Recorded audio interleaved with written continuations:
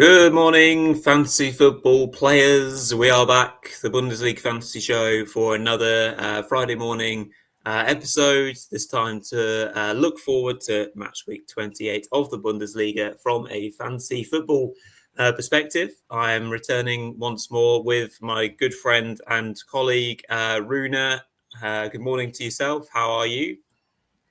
I'm good, thanks. Looking forward to the weekend and enjoyed the cup action in midweek. I think that was really interesting and big surprise as well.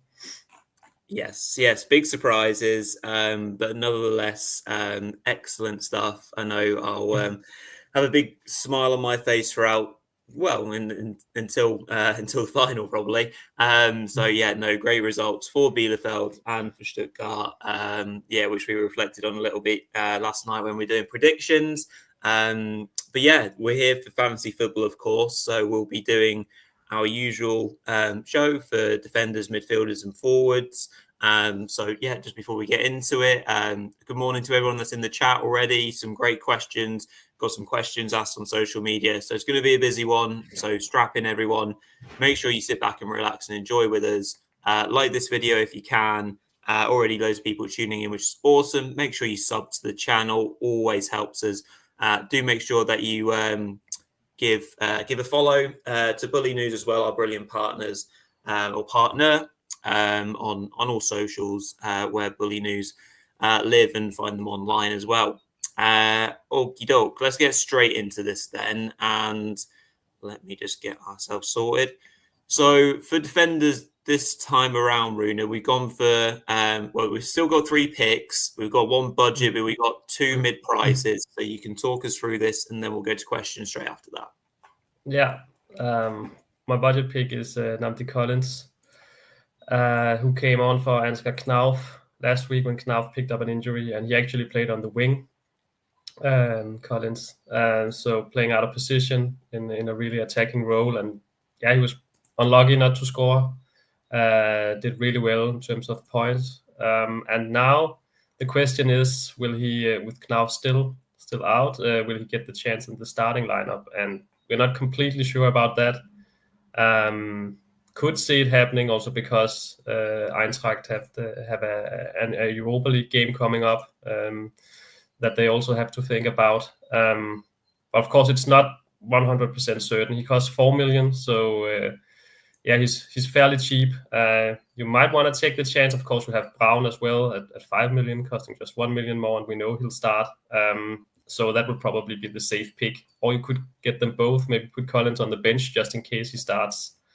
Anyway, just wanted to mention him because if he plays on the wing, then he should have a great chance of getting a good return.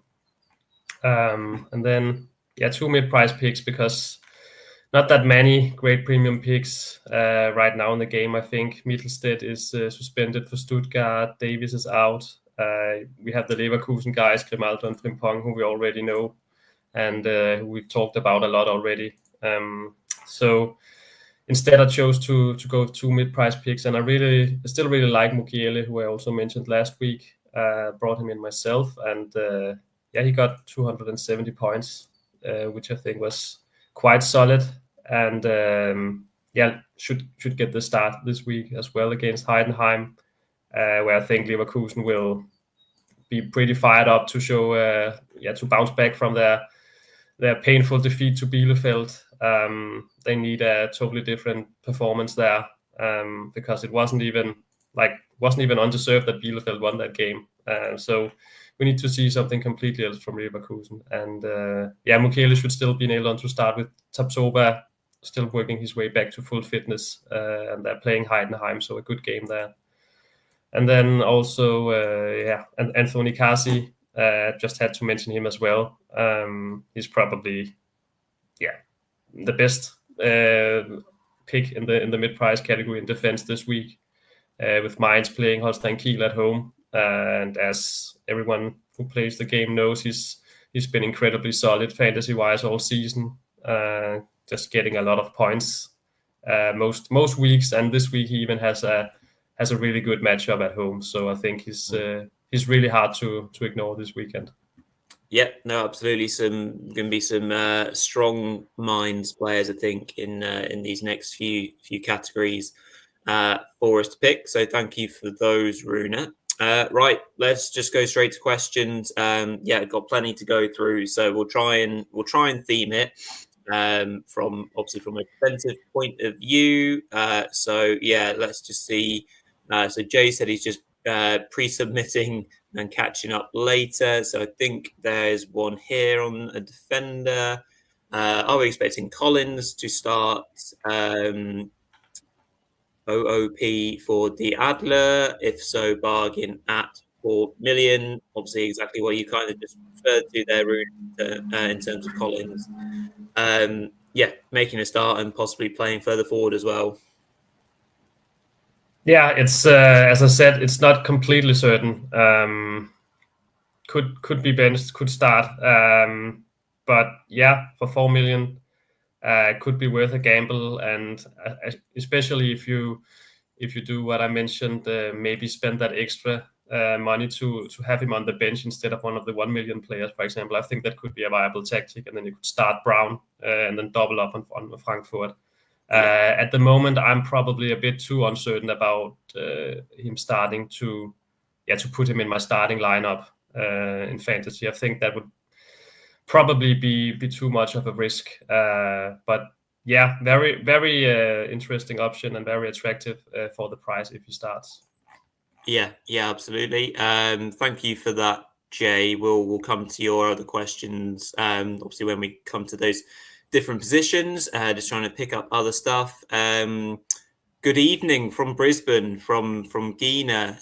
Thank you. Well, thank you for tuning in. Lovely to see and have someone with us watching from the other side of the world. So that's very cool. Hope you're enjoying the show. We'll come to your question about Voltemada a little bit later in the show.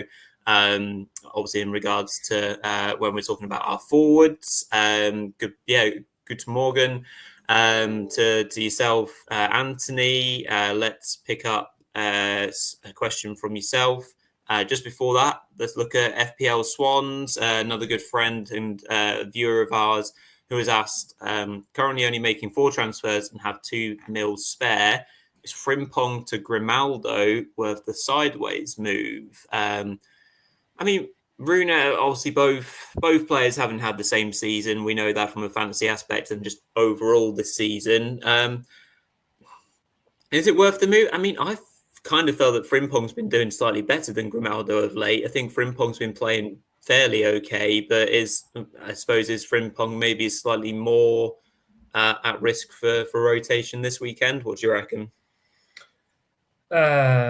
No, I don't think he is. I don't think Leverkusen will rotate that much for the rest of the season now that they only have the Bundesliga to focus on. I think they should be pretty nailed on, both of them.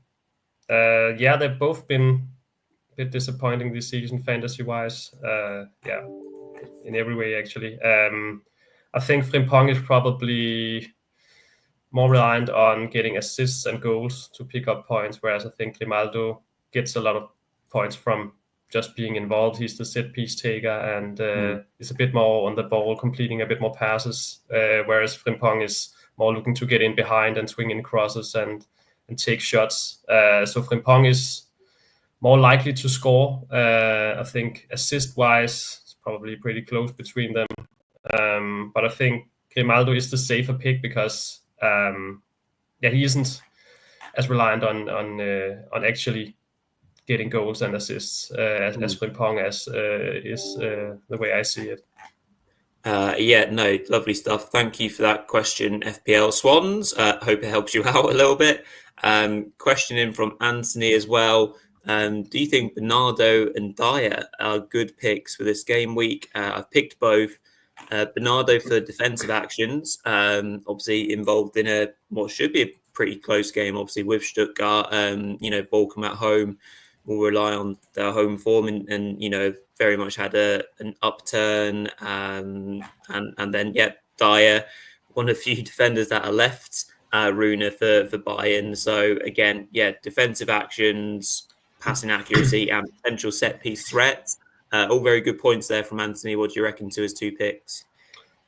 I don't think Bernardo will play. He probably won't. He wasn't in training on Thursday. He's been out injured lately, so doesn't look like it, unfortunately. So I hope you haven't completed your transfers yet. Regarding Dyer, he's actually a good price for the pick. The question is, do you want to spend one of your Bayern slots on Dyer, or would you rather pick someone else because you only have 3 picks from Bayern? So, I mean, that means you can, if you have Kane, for example, that means you only have 1 midfield pick from Bayern.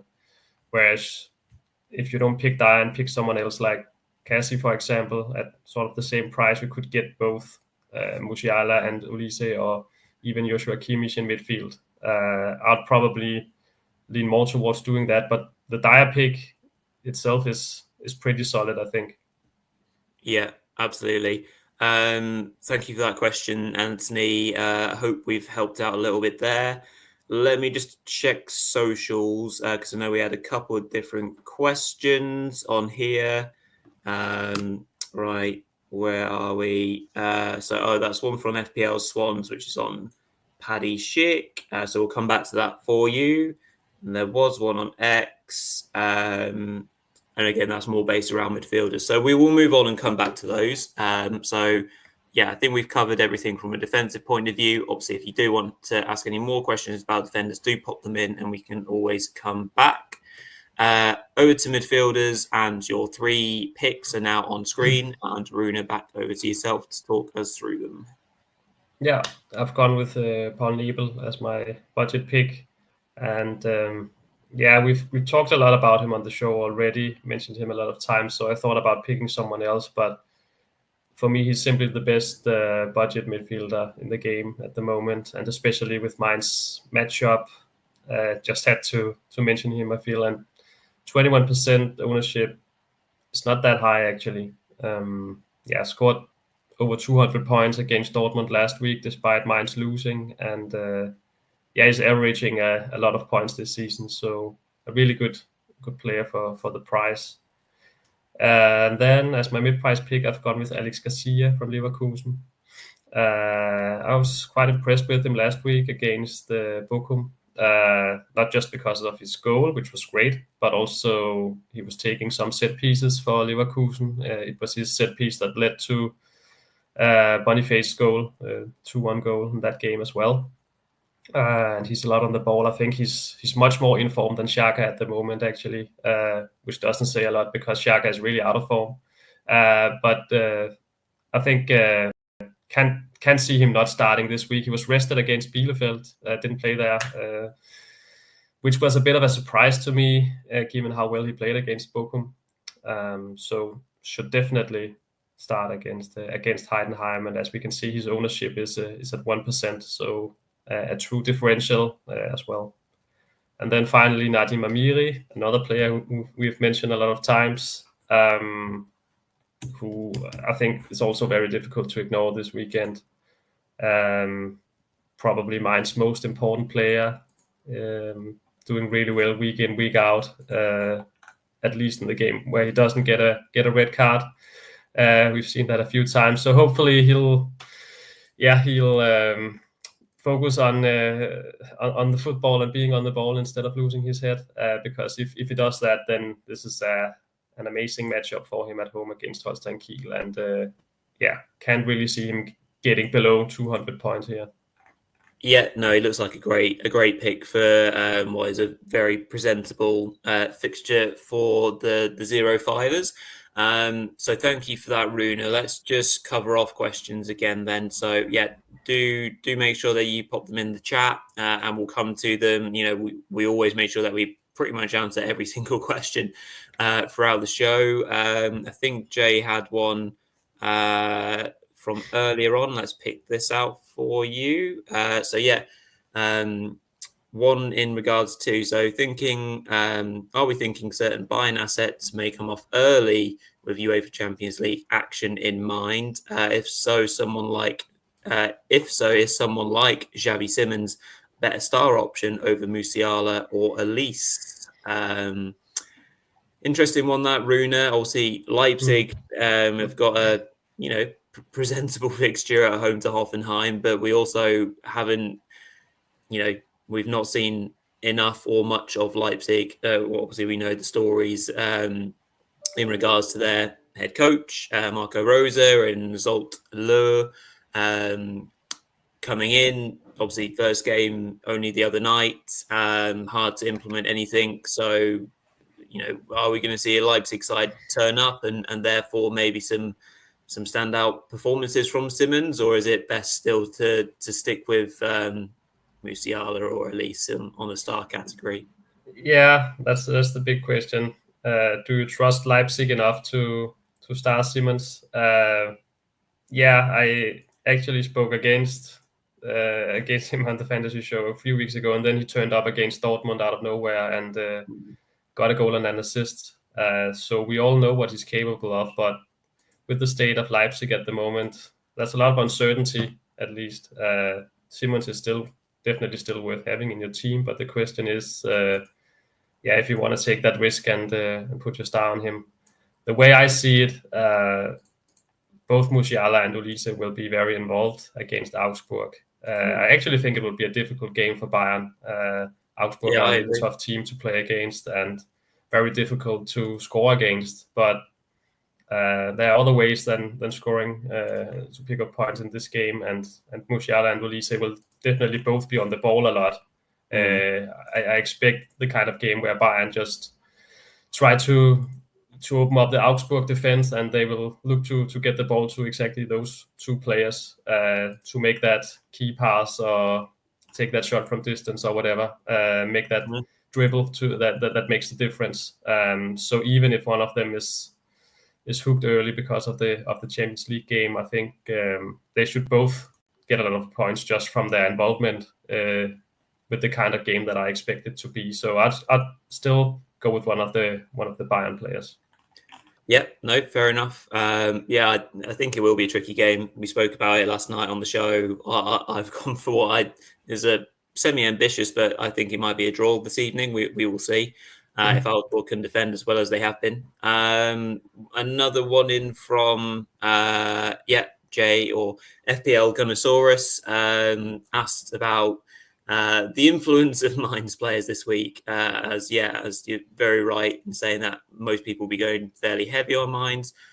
Do you prefer Nabel or Burkhardt as a third player to own? Base this purely on how well you'll think they'll score. Obviously, you've mentioned already Nabel, Rune. So, Johnny B, is one of our favourites on this show particularly. We've loved how well he's done this season, goal scoring, leading the line so well for Mainz. If you had to pick one of the two, who would you back to get the most points? Yeah, that's a tricky one actually, because strikers don't tend to get a lot of goals with the new scoring system. So Burkhardt will probably be relying on getting goals, but he's one of the strikers with the best scoring chance this week, I think, at home against Kiel.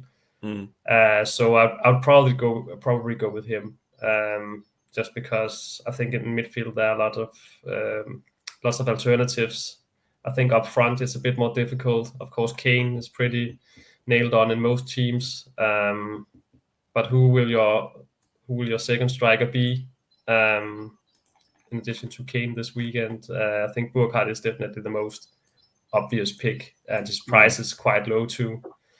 So I think his ceiling is higher than Nabel's. Of course, ideally you would want both players, but for me it's probably Burkhardt, also because you have coverage from Mainz in midfield already through Amiri. Yeah, lovely stuff. And then for a question that was asked on social media, one of our regulars from Greg Jenkins. Thank you for asking this, Greg. Hope this helps you. Looking at going heavy with Mainz players, thoughts on doubling up on Nabel and Amiri in midfield. Stands to reason, Rune, that you would be in agreement with that, considering they both feature in your picks. So Greg, you're exactly. The question is, the one that Jay just asked is, that's the tricky part of it. Getting free minds players. Actually, no matter who you pick of those 4 players, I think you should do well. But the question is, which 3 of them do you want?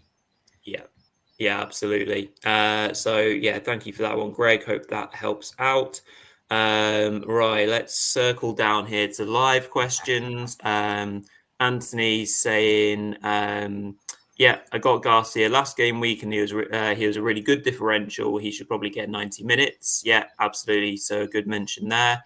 FPL Swans saying, do you expect Bischoff to get consistent points with the tougher fixtures, or is it worth moving him on now, Rune? Obviously, Bischoff worth 5 mil, I think, in the game. So if you're looking at budget picks, Nabel just obviously that extra million. If you can maybe do a swap of that, that's maybe a logical one with, like we say, Hoffenheim, slightly trickier run now, and well, they're still just meandering along Hoffenheim to just about survive probably this season from a relegation point of view, but they're certainly not pulling up any trees, are they?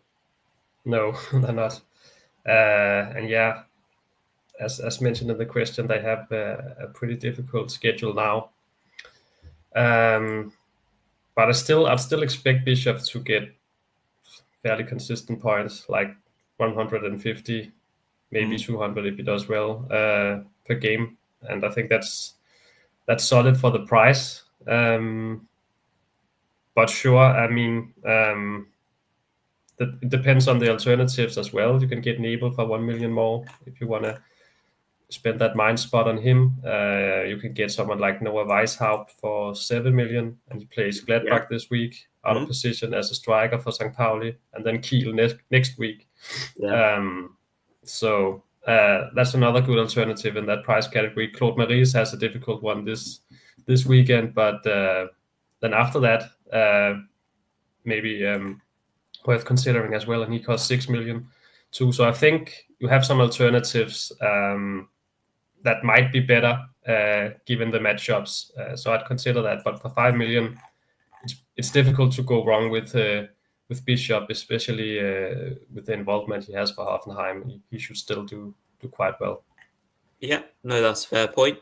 Next one is from Anthony. My 1 week punt in midfield is Matis Beiro, obviously of Bochum. What do we think to this pick, Rune? Again, as mentioned, they're facing Stuttgart at home, a game no doubt that they'll target after this tough run of fixtures for Bochum. They've come out of the rough end, but done pretty well, to be fair to them. How do you think he'll go? He's kind of just been good at picking up some more kind of attacking positions at times and picked up the odd goal. So I think it sounds like a fairly good punt, to be fair. Yeah, me too. It's a lot on the ball for Bochum. I actually really like their midfield. Bero and Kraus, both really good players. And then Sissoko playing behind them, doing some nasty tackles and winning some balls. I think that works quite well, actually. And he has been quite solid fantasy-wise. I also have a feeling that Bochum could get points against Stuttgart. Don't know what you say, Roy, but I think just with Stiller suspended and Mittelstedt suspended, Stuttgart coming off that big game, and then they have to focus on an away game against Bochum. They're not doing too well in the league. Getting into Europe through the league will be difficult, and they know they're in the cup final where they have a pretty good chance of getting a European place. So are they as motivated for this game? Of course, you could also argue that they're coming off a really big win, and that will spur them on and give them a lot of confidence. But yeah, I don't know. I could see Bochum getting at least a point from this game. So yeah, not a bad pick at all. Yeah, to be fair, I hadn't actually thought about it that way for Stuttgart in terms of the winning the Pokal and then just getting into Europe that way. regardless of who you're playing, it's still a dangerous way to think, isn't it? Though, so Yeah, it hopefully, is. yeah. But as you mentioned, the suspensions don't help, and I think it's a tricky game anyway. So yeah, going back to your original shout, Anthony, Bera could be a very good punt, I reckon. Then a question from Gina, not player related, but what formation do you think is the most effective this season? I found 3-4-3 and 3-5-2 to be quite effective. Rune, very much formations that we've implemented and suggested throughout the season.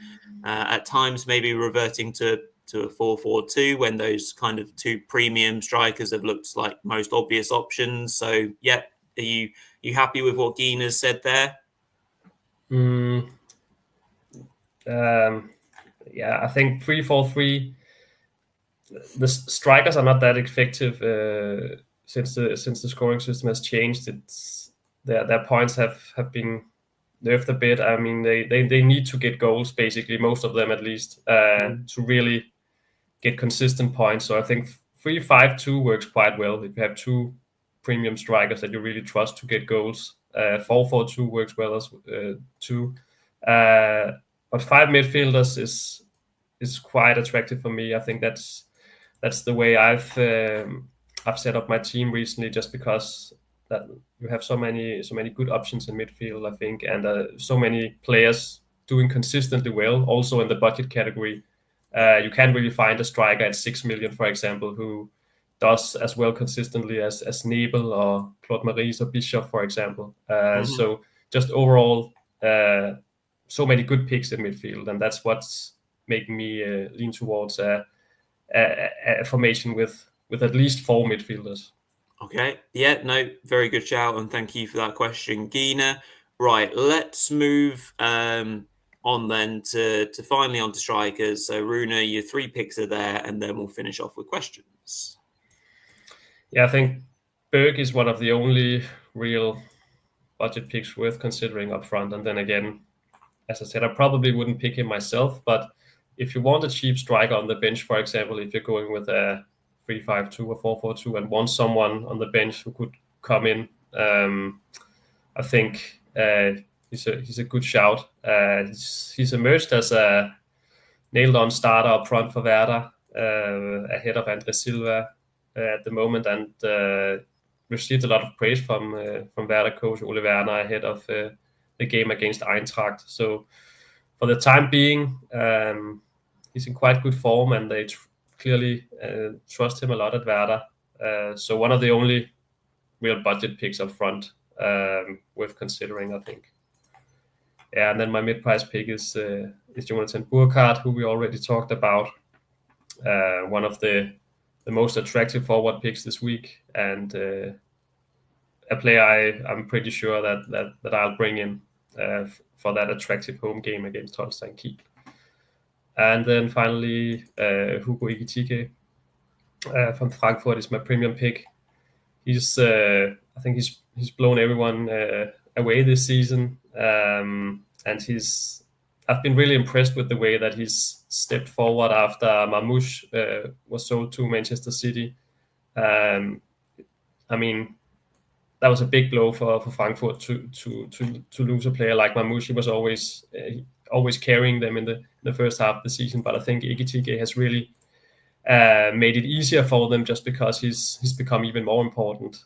And what I like about him a lot from a fantasy perspective is that he gets a lot of points from other things than just scoring. I think a lot of strikers need goals to do well, but with Ekitike, he does a lot of other stuff too, wins duels and completes dribbles, and is quite involved, likes to come back and be involved a lot on the ball too. For example, he got like around 200 points last week against Stuttgart, despite not getting on the score sheet. Also had a really, really good game there.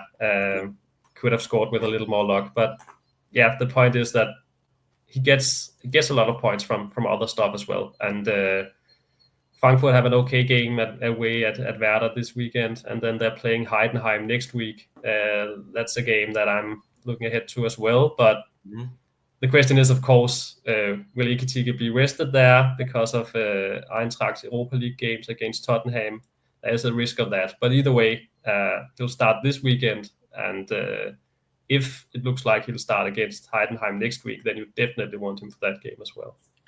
Yeah, no, absolutely. Some presentable fixtures there for the man of the hour. Yeah, like you said, he's really come of age. His performance against Stuttgart was outstanding. It really was. Right, let's just close off with questions, because I know there were a few that were asked earlier on. So let me try and find them. First of all, here, was thinking from Gina. I was thinking of Voltemada. However, he played a full 90 in the cup and also didn't start last week. Do you think, given his form, he should start against Balkan? I mean, I think he should do, absolutely. And he's starting to half develop a decent partnership with Demirovic, truth be told. And, I'd like to see whether that could continue, from a VFB point of view. Might be something that's really needed against a resolute, strong Balkan side. Having two tall, big men up top. Obviously, Voltemada is not necessarily known for his aerial prowess, although he's a huge person. So, what do we think, Rune? Has there been any indications in pre-match presses about Voltemada coming back into the team from a league standpoint, at least? Yeah, he should definitely start. He was only benched last week because he told Stuttgart coach Sebastian Hoeneß himself that he was tired after playing for the German under-21s during the international break. So he needed a break there, but I don't think he'll need another one already. And yeah, he made a difference again against Leipzig, probably in midweek, and he's probably Stuttgart's standout player at the moment. Is really taking a big step forward in his development this season. Not many good that many good alternatives at the moment too, because Undav is really out of form.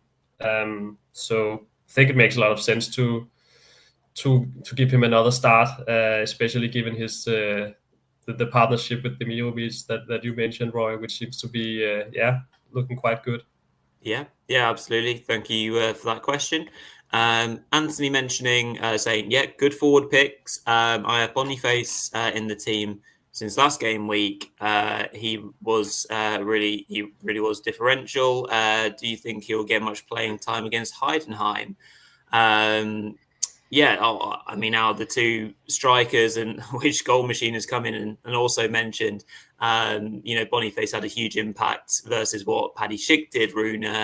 So is it maybe worth Anthony sticking with Victor Boniface for this week? Obviously, against Heidenheim, which is a big opportunity for strikers to potentially get some points, even though Heidenheim have very much uplifted in their form as well. Yeah, difficult one. Boniface was started on the bench against Bielefeld, which could indicate that he'll start against Heidenheim. But then again, Schick has been quite poor lately. But then on the other hand, he scored so many goals for Leverkusen this season. He's really proven himself in the games previously. The question is, would Alonso bench Schick, for example, to start Boniface up front alongside Adli? He could also play Schick and Boniface together. I think for me, both Boniface and Schick are doubts this week in terms of starting. I don't feel 100% that either of them will start. Tricky. A bit too much uncertainty about them for me. If you want to play safe, get someone else like Burkhardt. But if he starts, it's a great matchup, of course. Yeah, absolutely. Goal machine just saying Schick is a sell. Absolutely killed me last week. I think he killed many of us. Sadly, on that one. Yeah, exactly the same thing that was mentioned by FPL Swans on Blue Sky in terms of, is Schick a sell now with Boniface more involved? So again, hopefully we've helped out in that respect. And I think that is all the questions across social media and in the live chats right now. So I think we've done everything, which is a perfect way to finish this morning's show. So yeah, all there is really is to say thank you very, very much to everyone that's watched us again this morning. Awesome to have so many lovely questions and people tuning in across the world. We truly love doing this show. So excellent to see so many people enjoying along with us. Do make sure you leave it a thumbs up. If you've not watched us live, leave some comments and we'll try and pick them up before the Friday evening kickoff is live, of course, at 7:30 UK time, that is. And yeah, subscribe to the channel, go follow us on socials. We're all over the place. So are Bulinews. So yeah, make sure you check it out. But yeah, thanks again, everyone. Thank you, Rune. And yeah, we'll see you for Monday night podding. So yeah, to review it all. So good luck, everyone, and catch you then. Cheers.